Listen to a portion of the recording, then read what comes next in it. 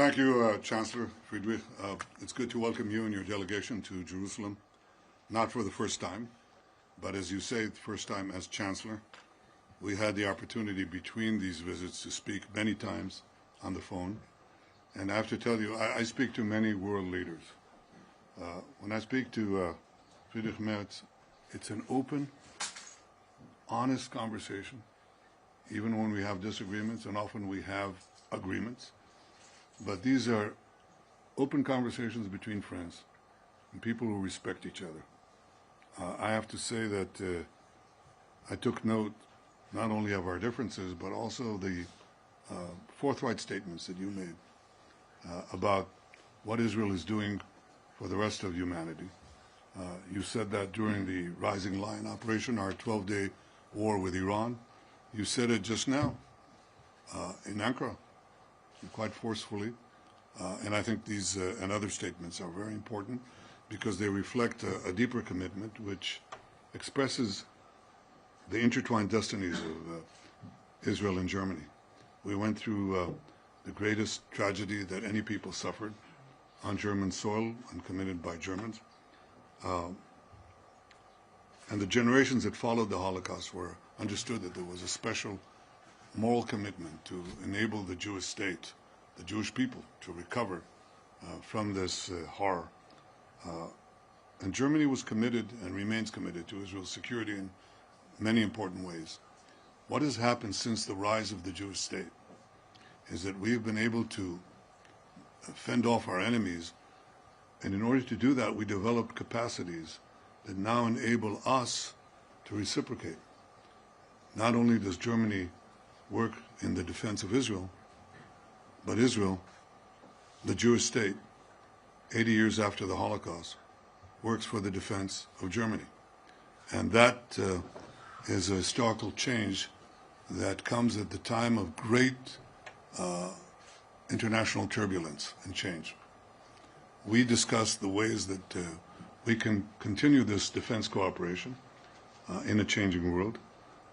But it's not only cooperation in military matters. We discussed the cooperation in technological matters. Israel and Germany are two of the most advanced economies in the world. We have extraordinary people, extraordinarily gifted people, and in the field of high technology, high-tech, deep tech, AI, quantum, all these things that are going to change the face of this planet and the future of humanity. These are things where we are ranked very high. But together, cooperating in this, we'll rank even higher. There's not much space to go. But I think that working together, we can not only better the citizens of Israel and Germany, but I think we can better the world and our immediate neighborhood, the Middle East. So we discussed that, and we are ready to seize the future together. This will help peace. We are at the point where we believe that peace opportunities are at hand. The Iran axis has been battered. It was the major engine of disruption in the negative sense, of terrorism, of extremism and fanaticism, and it's definitely been relegated to a back seat. So now opportunities for peace are there. We tend to exploit them. I'm going to discuss them with President Trump when I meet him later on this month. But we discuss them as well. And we discuss, of course, how to bring an end to the Hamas rule in Gaza, because that's an essential part of ensuring a different future for Gaza and a different future for us facing Gaza. We finished the first part, as you know, phase one. We're almost there. We have one more hostage deceased, Hani Gvili, a hero of Israel, to return here. And then we, very shortly, expect to move into the second phase, which is more difficult, or equally difficult. I would say more difficult because nobody believed that with our combined action, Israel's military action in Gaza City and President Trump's effective diplomatic action in bringing the Arab and Muslim world to press Hamas to give up the hostages, nobody believed that we would achieve it, but we did.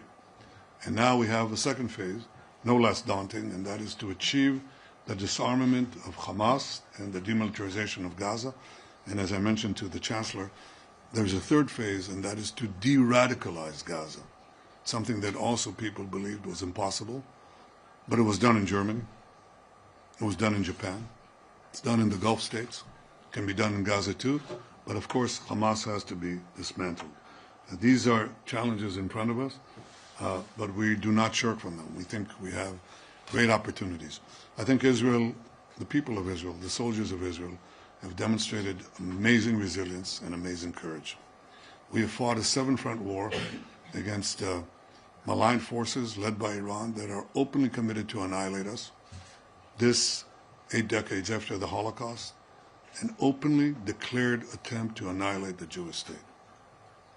Imagine that you had an openly declared attempt to annihilate Germany, or an openly declared attempt to annihilate France, or Austria, or any other country. Israel, faced with that, obviously mustered its resources and fought a just war with just means.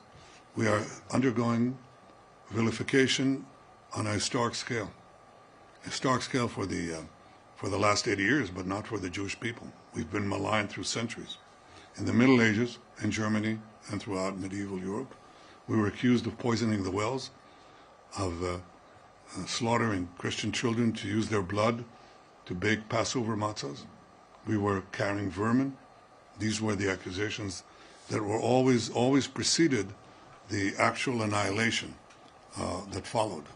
And Jews were attacked, they suffered pogroms, they suffered expulsions, and they suffered wholesale massacres from a very large swath, from Spain to Ukraine. Enormous vilifications, enormous attacks, culminating in the greatest massacre of them all, the Holocaust. What has happened since? We thought, some thought, actually I didn't, but some thought, that anti-Semitism was gone. It's not gone.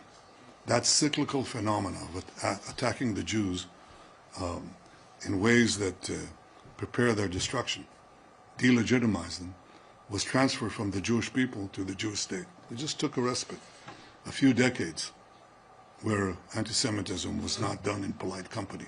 Now it's done in every capital. And people carry the flags of Hamas.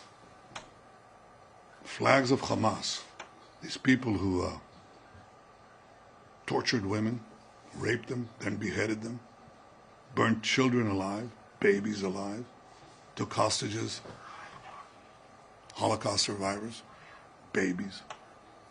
This is outrageous. People demonstrate for them and accuse Israel of bogus war crimes because Israel has gone to lengths that no army in history has done in the most difficult urban warfare situation, asking the population to leave, and Hamas shooting them to keep them there so the casualties can appear on the various international networks. I understand the enormous effect this has on the publics in Germany and Europe and to some extent America. But I will tell you, as I told the Chancellor, there's one big difference. We may not be able to control that, but we have changed Jewish history in the sense that those who vilify us can no longer annihilate us. Because when they come to do that, as they did on October 7th, we roll them back. And as they try to put a noose of death around us, as Iran tried with its proxies, we roll them back. That's the big difference. And I think this truth will emanate, and I commend the Chancellor for speaking the truth in a number of important occasions. But we still have a job to do to explain what it is we're fighting, how we're fighting it, and why we're doing what we're doing is not only for our defense, but for Germany's defense, and the defense of free societies everywhere, and I will say our non-radical Arab neighbors as well. In fact, they understand it better than most. On the question of two states, now we have a different point of view, obviously, because the purpose of a Palestinian state is to destroy the one and only Jewish state. They already had a state in Gaza, a de facto state, and it was used to try to destroy the one and only Jewish state. We believe there's a path to advance a broader peace with the Arab states and a path also to establish a workable peace with our Palestinian neighbors. But we're not going to create a state that will be committed to our destruction at our doorstep. And as you know, Israel is gigantic. It's 50 kilometers wide, 70 kilometers wide at its widest point. And we are obviously going to take care of our security. The one thing that we will always insist upon is that the sovereign power of security from the Jordan River, which is right here, to the Mediterranean Sea, which is right there, that will always remain in Israel's hands. And that means that Israel will control its destiny and continue to protect its security for our sake and for others as well. I have to say, Friedrich, I think we're at the cusp of a new age, because I think that we will achieve the expansion of peace. I think that we are at a new age because I think that the possibilities of technology, with their risks, especially in AI, but with their positive benefits, are enormous in every field. I mean, from agriculture to health to transportation to, and I think that we are together, we can lead this and become not a secondary power, but a primary power in the advance of humanity. I look forward to our discussions, and I have to say that your wife was supposed to come here. Bring her next time. It'll be an opportune moment to expand on these things. So welcome, Friedrich, welcome, Fred. Thank you so much. Thank you.